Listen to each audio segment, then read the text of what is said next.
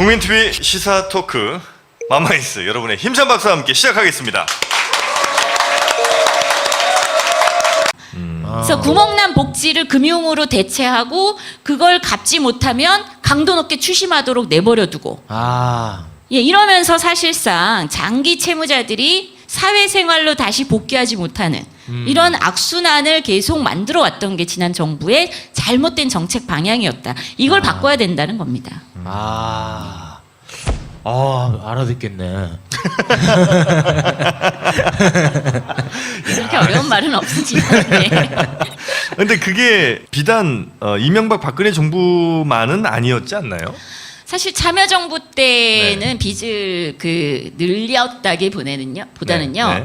이게 이제 국민의 정부 때 신용카드 이제 정책이 조금 잘못됐었죠. 그래서 신용카드 대란이 2004년에 벌어지게 되고 그때 당시 이제 신용불량자 400만 명이 양산이 되면서 그때 이제 참여정부에서는 이제 그 카드 발급 그 기준을 좀 강화하고 그리고 이제 신용대출 기준도 좀 강화하고 그리고 개인의 파산제도 같은 거를 그때 당시 만들었고요. 그래서 새 출발을 지원하는 제도도 다양하게 만들었고 주택담보대출 같은 경우도 과도하게 빚을 내서 집을 사는 수요가 급증을 하니까 그래서 그거를 제어하기 위해서 제동장치로 뭐 일종의 좀 어려운 용어인데 DTI라고요. 그러니까 소득 대비 그 소득에서 빚을 갚는 비율이 몇 %냐. 그래서 40% 이내로 묶어야 된다. 이게 이제 데투 인컴이라 해서 이런 제도도 만들었습니다. 그러니까 결국 그냥 방치하지 않았고요. 그리고 복지를 대신해서 끊임없이 빚내라 이렇게 하지는 않았다는 거죠. 오히려 가계부채 심각성을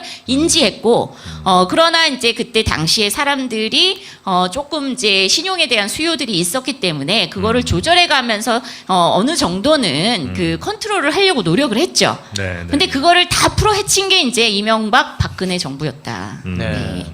뭐 노무현 대통령 영화도 나온 마당에 참여정부는 건들지 마세요. 저요? 네, 쓸데없는 소리 하지 마세요. 제 또 욕먹나요 오늘? 큰일 났네. 아니 그냥 쓸데없는 소리 하지 마세요. 참여정부는 성역입니다. 그러니까 그 1,400조 주택 그 가계부채 중에 사실 상당수가 주택담보일 거 아니에요, 그죠? 아닙니다. 절반이 주택담보대출이고요. 절반은 이제 신용대출. 그리고 뭐 카드. 뭐 이런 할부. 신용대출이라는 건 뭐 생활자금 뭐 이런 것들이 주로 차지하는 부분이고. 뭐 마이너스 통장부터 시작해서요. 뭐 저축은행에서 빌린 뭐 고금리 신용대출도 있을 거고 카드론도 있을 거고요. 제 주변에 이제 제가 아는 지인 중에 경제 전문가 복덕방 아저씨께서 이 가계부채 이 폭탄이 한번 터진다. 이거 진짜 크게 한번 터진다. 심각하다. 이런 얘기를 하던데 곧 터집니까? 그건 알 수 없죠. 알 수 없는데요. 가능성도 좀 있나요? 사실 이제 금융위기를 겪은 나라들의 그 전례를 보면 뭐 일본이라든가 아니면 미국이라든가 뭐 그런 경우를 보면은 이제 우리가 지금 그 가처분 소득 대비 부채 비율이 너무 높은 것이 사실입니다. 그래서 이게 사실상 언제 어떻게 경제의 발목을 잡을지 알 수 없는 아주 위험한 상황인 건 분명합니다. 그러나 문재인 대통령은 다 해결해내지 않을까 싶어요. 그 대통령 혼자 뭘 다 해결을 해요? 혼자 할 수 있는 분이야. 아 그래요? 전지전능하셔. 이런 컨셉이군요. 진짜 다행입니다. 문재인 대통령이라 마음이 놓입니다. 그리고 개인적으로 좀 이렇게 좀 궁금한데 그 김상조 교수 그분은 왜 카드를 안 쓰세요? 저도 신용카드 안 씁니다. 안 쓰세요? 네, 쓰지 말라는 캠페인도 합니다. 왜요? 그러니까 사실상 신용카드 사용률이 우리나라가 전 세계 압도적 1위예요. 프랑스, 독일 이런 데 10%도 안 됩니다. 신용카드 사용률이. 그러니까 대부분 현금 혹은 체크카드를 써요. 프랑스 같은 경우는 3%밖에 안 씁니다. 신용카드 자체가 외상이고 빚이잖아요. 그게 신용카드 사용하는 게 당연하다고 생각하는 게 저는 오히려 이게 지나치게 신용카드사들의 마케팅이 성공적인 사례가 아닌가 이렇게 생각하고요. 진짜 이 방송을 들으시는 분들 한번 실천해 보시면 좋을 텐데 신용카드 안 쓰면 이렇게 큰 걱정이 하나 사라집니다. 뭐요? 인생에서 결제일이 없어요. 그러니까 목돈이 쑥 빠져나가는 날이 없는 거예요. 그래서 늘 뭐냐면 재정 관리가 합리적으로 이루어지고 그래서 불안한 게 없습니다. 아니 공기청정기 살 때 그러면 어떻게 50만 원 그냥 모아서 사세요. 아 현금으로 이렇게? 네, 모아서 사시면 됩니다. 아니 근데 국가 전체로 봤을 때는 카드를 써야 그래도 좀 세수 확보가 좀 투명해지지 않습니까? 아니 체크카드 쓰시면 되죠. 아 체크카드. 아. 그리고 김상조 교수님도 그게 다 인터넷 결제로 다 잡혀 있습니다. 아, 소소한 현금 사용 정도가 없는 거지. 네. 뭐 그것까지 청문회 들고 오셔서 문제 제기를 하신다면 너무 좀 궁색한 청문회가 되지 않을까. 네. 네. 그 지난주였나요? JTBC 토론에 나가셔가지고 이제 문재인 정부 잘 가고 있는지 또 많은 이야기를 나누지 않으셨습니까? 네. 지금 어떻게 보고 계시는지요? 이재명 지지자로서. 제가 뭐 이재명 시장님 당연히 그 대변인까지 하고 그래서 지지자인데요. 2012년에는 또 제가 문재인 대통령 그 당시 후보 시절에 선대위원장이었습니다. 네. 네. 그 전에 또 박원순 박원순 시장. 시장님. 네. 아주 네. 바쁘게 돌아다니십니다. 아 뭐만 될 것 같다 싶으면 그냥 가시는군요. 그러게요. 뒤도 안 돌아보고. 뭐 지금 잘하고 계시죠. 네, 너무 잘하고 계시고 제가 2012년 당시에 들었던 말씀이 있거든요. 그때 당시에 참여정부의 공과 과를 이렇게 말씀하시면서 가장 아쉬운 대목이 집권 초가 가장 힘이 있기 때문에 개혁의 과제들을 그때 국민들께 더 적극적으로 알리고 이 공유하고 공감해내는 과정이 당시에는 이제 조금 부족했다. 그래서 이번에 집권을 하게 되면 집권 초에 아주 중요한 핵심 과제들 그리고 개혁 과제들 이런 부분을 신속하고 빠르게 추진해 보겠다. 뭐 그런 말씀을 2012년에도 하셨어요. 그리고 그때 당시 제가 되게 인상적이었던 것은 그때 아마 상가 임대차 관련된 그런 간담회 자리에서 말씀을 하시는데 이거는 법 개정도 필요 없고 첫 번째 국무회의의 시행령 개정으로 바로 하면 추진할 수 있다. 뭐 이런 말씀도 하시더라고요. 네. 그래서 굉장히 디테일까지 많이 아시는구나. 그래서 아무래도 이제 국정운영 경험이 있으시기 때문에 그런 준비는 굉장히 많이 돼 있으시다는 점을 원래 좀 저도 인지는 하고 있었고요. 의원님이 개인적으로 최우선적으로 좀 했으면 하는 것들이 어떤 게 있을까요? 저는 뭐 당연히 가계부채 탕감이었는데요. 네, 대선 때마다 새 정부 출범할 때 이명박 정부 때도 그랬고 박근혜 정부 때도 그렇고 첫 번째 국민들께 했던 게 약간의 이 주빌리 같은 건데요. 주빌리가 일종의 새 출발의 의미가 있습니다. 그러니까 뭐 기독교 용어긴 한데 종교 용어거든요. 그래서 뭐 몇 년에 한 번씩 노예 해방, 토지 반환, 그다음에 빚탕감 해서 그냥 새롭게 출발하는 새 정부마다 그런 신용 대사면 공약이들이 있었거든요. 물론 이제 다 약속을 안 지키거나 아니면 신용 대사면 해줄 것처럼 굴더니 박근혜 정부는 그걸 추심 사업으로 변질을 시켰죠. 근데 문재인 대통령께서 이제 새 정부를 출범하게 되면 특히 지금 가계부채가 굉장히 큰 경제에 있어서 주요 화두 중에 하나니까 이런 신용 대사면 정책을 하면 어떻겠느냐 제안은 드렸는데 가뜩이나 논란거리 많은데 뭐 또 도덕적 해이를 이런 것까지 부담스럽다. 라는 우려도 있었고요. 괜찮은 것 같다. 뭐 이렇게 얘기하다가 결론이 안 나고 선거가 끝났습니다. 네. 그게 이제 언론들이 어마어마한 공격을 할 거예요. 그럴 것 같아요. 네, 왜냐하면 뭐 우리가 흔히 알고 있는 보수 언론들에서는 이런 거 비탄감해 주는 거 제일 싫어하거든요. 그래서 아마 이 부분에 대해서 사실이든 아니든 왜곡을 해서라도 분명히 아마 공격을 아마 심각하게 할 거다. 근데 과거에 비해서는 좀 많이 나아졌어요. 그래요? 네, 많이 나아졌고요. 이제 행복기금의 사례가 있기 때문에 행복기금을 좀 이렇게 털어보고, 그러니까 사실 좀 아쉽긴 하지만 국회 차원에서도 할 수 있거든요. 제가 아까 주빌리은행 운영할 당시에 1,400억 탕감했다 그랬는데 국회 들어와서 탕감한 거는 2조가 넘습니다. 그래서 2조요? 예. 네. 의원님이요? 네. 혼자요? 그러니까 제가 권유해서 자체적으로 소각하게 만들었죠. 2조요? 네네. 그 아니 스케일이 있으시네. 아, 그렇죠. 괜찮죠? 네. 아, 그건 예산 얼마 드셨어요? 예산 아예 안 들었어요? 아니, 제가 돈 들여서 한 게 아니고요. 네. 일단 뭐 러시앤 캐시 그다음에 또 사나어머니 예, 뭐 사나어머니 이런 데 불러서 예, 오래된 연체 채권 네, 태워라. 없애자. 어. 예, 그리고 국감 증인으로 부르고. 아, 일종의 약간 그 거래 같은 걸 하신 거군요. 아니, 증인 빼달라고 이제. 아. 그러면 없애라. 그러니까 하셨네. 아, 이런 건 괜찮은 것 같아요. 해결사네요. 네. 그리고 이제 그 일본계 저축은행 네네. 네. 거기가 많이 없앴어요. 예, 거기서 오. 한 1조 가까이 없앴고요.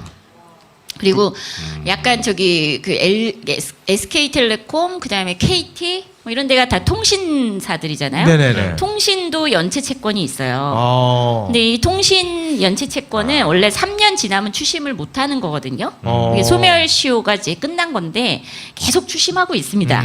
법이 약간 애매모호해 갖고. 네. 그래서 이제 그 국감 때 보니까 몇 개 위증을 한 거 위증이라고 딱히 말하기는 어려운데 위증이라고 문제 제기해서 불러서 만나서 네. 예, 수박해라. 아, 협박으로 또 쓱 들어가셨네. 야, 의원님 대단한 일 해내셨네요. 요게 지금 홍보가 많이 안 된 것 같은데요. 당시 최순실 게이트가 터지고 있었습니다. 아, 최순실이한테 여러 사람들. 지금이라도 이건 진짜 많이 알려야 될 것 같아요. 아주 진짜 훌륭한 일 하신 것 같아요. 그래서 사실 정부가 마음 먹으면 네. 그 할 수 있는 게 굉장히 많고요. 채권 시장은 한번 정리를 해야죠. IMF 빚도 지금까지 돌아다니면서 뭐 많은 분들이 그 좀 경제적으로 이렇게 어려움을 겪을 때는 막판에 몰려서 빚이 막 늘잖아요. 네네. 그렇죠? 막 쫓겨서 막 돌려막기 추심 들어오니까 하고. 다른 데서 빌리기도 하고 나중에는 그러니까 경제적으로 실패를 경험하실 때 보면 막판에 늘어난 빚이 어디에 얼마 있는지도 모르는 경우도 많아요. 그러다가 이제 오랫동안 이게 추심 생활을 하다 보면은 몇 개는 갚고 다 갚았겠거니 하면 또 나타나고. 아, 맞아요. 그게 20년, 30년 된다 그러면 이건 사람이 의욕을 갖고 살기가 어렵죠. 사실상. 근데 알고 보니까 그 채권들이 시장에서는 뭐 1%, 어떤 거는 저는 뭐 60만 원 때문에 유치장에 끌려간 그 이렇게 부인의 사례도 이제 본 적이 있는데요. 근데 좀 가혹하죠. 그 채권은 한 600원짜리인 것 같은데 그런 채권을 그렇게 그 저가의 헐값에 사서 그 법원에 이제 재산 명시 신청이라고 뭐 하여튼 그걸 신청하면 예, 그 법원에 이렇게 출석을 안 하면 이렇게 유치장에 끌고 갈 수도 있는 이런 채권자의 무시무시한 권리가 있거든요. 근데 네. 이런 채권은 좀 정리를 해야죠. 사람이 실패할 수도 있는데 한 번 실패하면 20년, 30년 언제 끝날지 모르게 어디서 튀어나와서 당신을 괴롭힐지 모른다. 어느 날 갑자기 문 열고 들어갔더니 온 집안에 빨간 딱지 붙어 있더라. 예, 그래서 끝났는 줄 알았더니 이번에는 갑자기 법원에 출석하라 그랬는데 그 출석 통지서를 못 받아봤다고 일요일 날 한밤중에 경찰이 들이닥쳐가지고 예, 끌고 가서 유치장에 가뒀다. 이렇게 하면 사람이 살 수 있습니까? 그렇죠? 예, 이런 거는 정리를 해야 됩니다. 이런 채권들이 지금 수조 원에 달한다. 네. 예, 그래서 사실 의원실에서만 이제 2조라고 말씀드렸는데 그 아마 조만간 은행들도 예, 신한은행이 먼저 물꼬를 텄습니다. 그래서 자신들이 갖고 있는 신한은행이 갖고 있는 그 오래된 채권, 예, 팔다 그래도 남아 있는 채권, 이런 것들은 이제 자체 소각했어요 한번. 네. 많은 분들이 이렇게 독려를 해주셔야 됩니다. 네. SK가 8년 이상 연체된 채권을 없앴거든요. 예, 그러니까 KT, LG, 예, 그거 다 20, 30대 친구들 괴롭히는 거예요. 그러니까 3년 통신사 연체 금액 같은 거는 3년 지나면 안 내도 되는 거군요. 소멸이 됐다라는 걸 주장을 하시면 됩니다. 아. 예, 제 채권 3년 지나서 소멸이 완성된 것으로 알고 있습니다. 하면 예, 그쪽에서 소송을 걸어서 되살리지 않는 한 사실은 근데 통신채권은 금액이 낮아요. 네네. 그래서 사실 그걸 일일이 소송 걸어가지고 살리진 못하거든요. 그래서 그 채무자가 적극적으로 이걸 주장해야 되는데 채무자들이 그 법적 지식이 없으니까 네네. 예, 왜 안 갚아요? 그러면 네 앞으로 갚겠습니다. 그러면 죽었던 채권이 살아나요. 아, 그렇게 대답하는 순간이? 네. 아, 법이 그래요? 그렇게 허술합니다. 그러니까 법이 너무 채권자에게 희한하네. 절대적으로 유리하게 아, 돼 그럼 있어요. 전화 왔을 때 이건 소멸됐습니다. 이렇게 하면 소멸되는 거고 갚을게요 그러면 다시 살아나요? 네. 이게 너무 웃긴다. 뭐 이런 게 다 있어요. 예. 와, 그 그래서 싸가지 내 없으면 채권이 죽었는지 안 죽었는지를 반드시 확인하셔야 된다는 거. 네. 일단 와. 인생은 무조건 우기고 봐야 되는구만. 우긴다기보다는요, 네. 국민으로서의 권리 주장을 아, 권리 적극적으로 주장이군요. 하신다고 생각하시면 될 거예요. 와, 이거 진짜 야, 오늘 진짜 전혀 몰랐던 네. 이 분야 이야기를 들어가지고 개인적으로 굉장히 흥미롭고 유익했던 네. 것 같아요. 혹시 우리 지금 빚으로 고생하고 계신 혹은 막 고민 막 지금 절망에 빠지신 분들께 새 정부에서는 이런 것들이 준비되어 있으니 희망을 좀 가지시라 이런 메시지를 하나 좀 던져주신다면요. 일단 국회 차원에서도 그 할 수 있는 일이 많기 때문에 그 원내 그 대표단에서 사실 이제 민생 국회를 20대 여당 그 원내로서 그렇게 하겠다. 그래서 원내 대표도 그런 포부를 밝히고 있고요. 그래서 아마 다음 주쯤이나 해서 이 그 가계부채 국회에서 할 수 있는 그 안을 발표를 할 겁니다. 그래서 너무 이렇게 뭐랄까 위축되지 마시고 빚을 못 갚으면 못 갚는다 이렇게 생각하시면 돼요. 그러니까 실패했다고 해서 절대로 다시 일어설 수 없다 이런 사회는 이제 아니다. 그렇죠? 우리가 바라던 정권 교체는 바로 그거잖아요. 실패해도 다시 손을 잡아주는 따뜻한 사회. 네. 그렇죠? 사람이 먼저 이렇게 배려되는 사회. 네. 이런 사회라는 점. 이거를 우리가 간절히 원해서 정권 교체까지 했다면 이제 그런 사회다라고 믿고 어려운 점이 있으면 좀 많이 호소하시는 게 필요할 것 같습니다. 네. 네. 악용하는 사례는 좀 없도록. 네. 악용하는 사례. 악용하는 사람 없어 얼마. 나 같은 사람 있어. 그래? 악용은요. 네. 악용 그렇게 그 국가가 저는 방향이 국민에 대해서 페널티보다는 인센티브로 접근해야 된다. 그렇죠? 잘 갚는 사람한테 은행이 선물하면 되죠. 그렇습니까? 그렇죠? 예. 왜 그거를 악용하니 많이 뭐 그럴 수 있는 거죠. 그래요. 그렇죠. 근데 그렇게 그걸 방지하는 거는 국가가 나서서 하기보다는 특히 빚 문제는 채권자가 성실한 채무자를 만든다. 좋은 채권자가. 네, 그래서 사실상 해외 그 선진국 가면은요, 무조건 채무자 편을 듭니다. 네. 그리고 도덕적 해이는요, 채무자한테 쓰는 표현이 아니고요, 원래 은행들한테 쓰는 표현입니다. 네. 그래요. 네. 지금껏 소중한 혈세가 투입됐던 사례를 보십시오. 채무자한테 투입됐습니까? 아니면 채권자한테 투입됐습니까? 은행에 투입됐잖아요. 네. 그쵸? 공격자금 수십 조씩 막. 그래서 은행들은요, 우리를 망하게 내버려두지 않을 것이다라는 믿음이 있습니다. 그래서 건전성 관리를 안 해요. 그냥 막 영업해요. 그게 도덕적 해이죠. 그렇죠? 왜 그렇게 카드사들이 그 소득 조사 이런 거 제대로 안 하고 돈을 빌려주는가? 왜 많이 문자 받으시잖아요. 네. 묻지도 따지지도 않고 빌려준다. 네. 어떻게 그럴 수가 있겠습니까? 금융기관들은 망해도 정부가 망하게 내버려두지 않는다는 믿음. 그 덩치 큰 금융사. 그래서 대마불사 심리라고 합니다. 네네네. 큰 말은 죽지 않는다. 알아듣겠네. 이제 또 알아듣겠어요. 네. 한마디로 은행도 돈 빌려줄 때 이 사람이 잘 갚을지를 자신들이 잘 파악을 해서 판단을 하고 빌려줘야 되는데 그냥 막 빌려줘 놓고는 못 갚으면 막 채권 여기저기 뿌리면서 약탈적인 행위를 하고 맞습니다. 있다는 거죠. 네. 예. 여자 김용민이라고 해서 굉장히 거치신 줄 알았는데 아주 들을 얘기가 많았습니다. 네. 제 끝으로 하나만 여쭤보겠습니다. 네. 이제 5년 후에 이재명 시장 캠프 쪽에 또 다시 한번 합류를 할 의향이 있으신지요? 그때 될 사람한테 또 가시겠지. 그때 그러게요. 나서. 그때 안 될 사람을 주로 갔죠. 그래요? 네, 제가 3번 선거에서 한 번밖에 안 된 거예요. 그렇구나. 네. 박원순 시장만 됐던가요? 그렇죠. 그렇군요. 감이 좀 없으시죠? 알겠습니다. 자, 여러분의 빚을 탕감해 주신 우리 재윤경 의원님이었습니다. 큰 박수 부탁드립니다. 고맙습니다. 고맙습니다. 이 나라는 국민이 주인인 나라, 모두가 함께 합의해서 운영하는 민주공화국입니다.